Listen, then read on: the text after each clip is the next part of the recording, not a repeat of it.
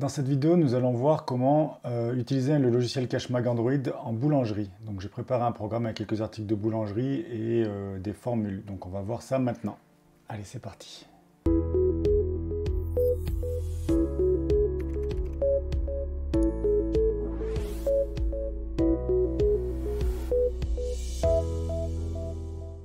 Donc quand on arrive sur le logiciel de caisse, moi j'ai créé deux modes de vente, direct et emporté. Les deux modes, ça veut dire qu'on peut avoir les mêmes articles qui ont des prix et ou des TVA différentes. Donc on pourrait mettre un café sur place ou emporté avec des TVA différentes, par exemple pour un autre produit.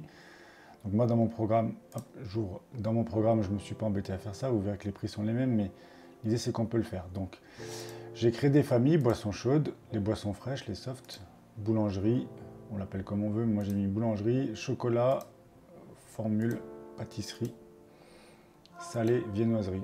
Je me suis amusé à mettre toutes les photos aussi. Et en gros, j'ai les favoris, donc j'ai sélectionné quelques produits. Je vous montrerai après dans la programmation comment on fait. Mais en gros, si là je veux vendre une baguette, une flûte et un pain, ça me crée la note à droite. Le client me donne 2,95 €. Comment il me paye? Soit il me paye en espèces, en carte bancaire, je peux payer avec un mode d'encaissement rapide en haut. Ou soit, voilà, dans ce cas-là, il ne va pas payer en plusieurs parties, mais soit sur facturer, on pourrait très bien venir espèce ici. Il me donne un billet de 20 €, je tape 20 €, ça me calcule le rendu de monnaie.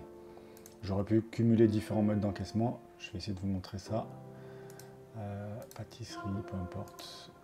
J'ai vraiment mis des prix arbitraires qui ne veulent rien dire, mais c'était pour vous montrer. Donc là, 13,30 €. La personne, elle voudrait me donner par exemple 10 € en espèces. Donc je vais dans facturer, espèces, 10 €.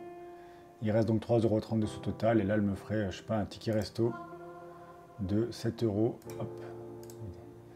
Là, la caisse, elle va me faire un avoir, un rendu de monnaie. Donc, j'ai mal réglé les avoirs, mais j'aurais pu créer un avoir sur le ticket resto. Parce que normalement, le rendu de monnaie est interdit en France. Donc, il faut mieux créer un avoir. Les formules. J'ai créé 3 formules avec un prix fixe. Et dedans, on va choisir, par exemple, la formule sandwich. On va choisir dans l'un des sandwichs que j'ai paramétré une pâtisserie et une boisson froide. Donc dans formule sandwich à 7 €, j'ouvre ma formule. Là, il me dit de choisir un des sandwichs, par exemple le sandwich poulet, choisir une des boissons que j'ai préparamétrées, par exemple un orangina, et choisir une pâtisserie, pardon. Donc la personne a une tarte au citron. Tous ces produits-là pourraient avoir des suppléments. Là, moi, j'ai fait une formule à 7 € où je mets un produit de chaque, mais on pourrait très bien rajouter des suppléments sur n'importe quel article. S'il y a un produit qui est plus cher que les autres, on ne va pas recréer une formule, justement. Donc c'est beaucoup plus rapide que sur certaines caisses où il faut vraiment créer une formule par produit, et c'est assez lourdingue.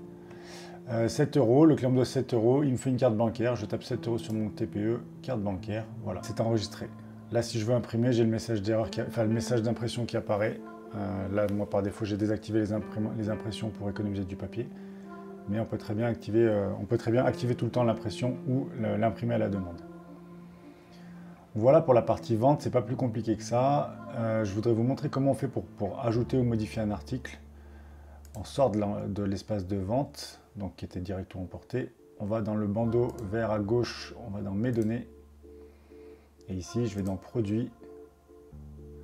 Et là, par exemple, moi, je veux filtrer les boissons chaudes. Je vais sur mon café. Ouais, j'ai mis une petite étoile, donc il était en favori. Il s'appelle café, il est dans boissons chaudes. Et j'ai mis différents prix dans mes différents modes de vente. Imaginons que mon café, il est à 1,5. Ça ne marche pas avec mon clavier sur l'ordinateur. Ici, 1,5. Valider. Valider, tout simplement. Pour mettre les images, ça se passe sur le back-office. Et si on va sur les formules, par exemple, les formules, c'est différent. J'avais fait une formule panini. On va revoir ma formule sandwich de tout à l'heure à 7 €.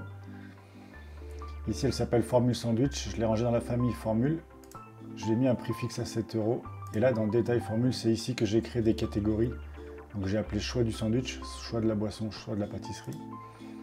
Et dans choix du sandwich, j'ai mis une sélection obligatoire. On est obligé de mettre un des 3 produits. Enfin, là, en l'occurrence, j'avais mis 3 produits. Après, je clique sur rubrique salé, par exemple. J'ai tous mes produits qui apparaissent ici. Si je voulais rajouter mon pain beignet ici, je le mettrais. Il coûte 50 centimes de plus. Hop. Donc là, j'ai mis 3 sandwichs plus mon pain beignet avec un supplément validé. Et je peux faire ça pour je peux mettre autant de catégories que je veux à la suite. Donc en général, on en a 2 ou 3 maximum. Mais là, d'ici, je viens mettre tous mes produits, je leur mets un supplément, oui ou non. Donc c'est assez facile à paramétrer. Là, je valide, ça s'enregistre. Et on va retourner sur la formule en espace de vente. Donc, je reviens en arrière. Ici, je me remets en direct. Quand je vais sur formule sandwich à 7 €, voilà, j'ai mon Pomania, il a 50 centimes de plus. Un coca, une tarte aux fraises. Là, je vais bien être à 7,50 €. Voilà. Le client me donne 50 € en espèces. Par exemple, je clique sur espèces, 50 €. Ça me calcule le rendu de monnaie automatiquement. Et là, je veux un ticket, j'appuie sur imprimer. Est-ce que je veux un ticket ou un justificatif? Donc, c'est une note sans détail. Donc là, j'imprime mon ticket, il y a toutes les informations dessus.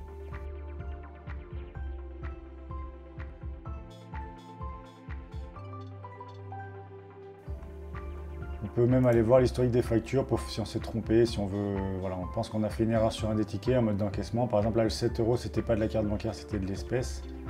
Je peux très bien l'ouvrir, modifier. J'appuie longtemps sur carte bancaire à droite, il disparaît. Voulez-vous l'enlever? Oui. Et je mets espèce à la place pour 7 €, validé. Là, je viens de faire en fait un transfert de paiement hyper rapidement. Si un ticket qui a été fait par erreur, je peux très bien dans les 3 petits points. Ici, faire une extourne, la petite poubelle. Là, je suis obligé de mettre une raison. Donc là, je peux marquer erreur, valider. Et là, mon ticket va être barré. On a créé un ticket négatif qui annule le ticket. Donc l'historique des factures, là, par défaut, je suis sur la dernière heure. On peut revenir sur toute la journée entière. On peut même revenir sur une journée précédente. C'est vraiment bien pensé. Voilà pour les fonctions principales d'un logiciel de caisse en boulangerie. Je ne vous ai pas parlé des... On peut très bien basculer d'un caissier à un autre. J'ai déjà fait une vidéo là-dessus, donc je vous mettrai le lien dans la description. C'est une courte vidéo qui vous montre qu'on peut passer d'un caissier à l'autre en mettant en attente la note, on la réouvre plus tard et puis on finit d'encaisser. Donc ça, c'est bien fait aussi. Et en fin de journée, la dernière chose à faire, c'est clôturer la caisse. J'appuie sur clôturer caisse, ça me fait des statistiques rapides de tout ce que j'ai encaissé dans la journée. Donc ça permet de faire sa caisse, de compter sa caisse. Une fois que c'est fait, vous validez, clôturer la journée. Là, si je fais OK, il va me demander ce que je veux l'imprimer, l'envoyer par mail ou retour. Donc moi, en général, je fais retour. La clôture est bien faite, elle est bien enregistrée, mais après, j'irai sur le back-office, et ça, je suis en train de faire une autre vidéo dessus, pour aller trouver toutes les statistiques. Donc ça ne sert à rien d'imprimer du papier tous les jours pour le donner à son comptable. L'idée, c'est que le comptable ait accès directement sur le back-office en ligne à tous vos chiffres. Donc voilà. Bah, c'est ça, donc je suis obligé de le faire. Retour. Voilà pour l'utilisation de CashMag Android en boulangerie, c'est assez simple. Merci d'être resté jusqu'au bout de cette vidéo. Si vous avez des remarques ou des questions, n'hésitez pas à le mettre en commentaire et pensez aussi à vous abonner car il y a du contenu régulièrement. À bientôt.